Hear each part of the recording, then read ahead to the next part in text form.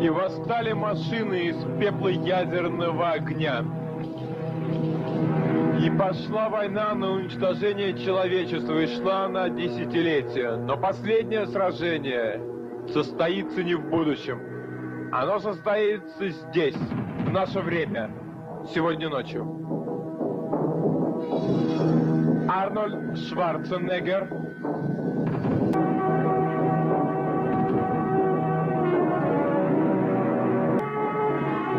Композитор Брэд Фидел.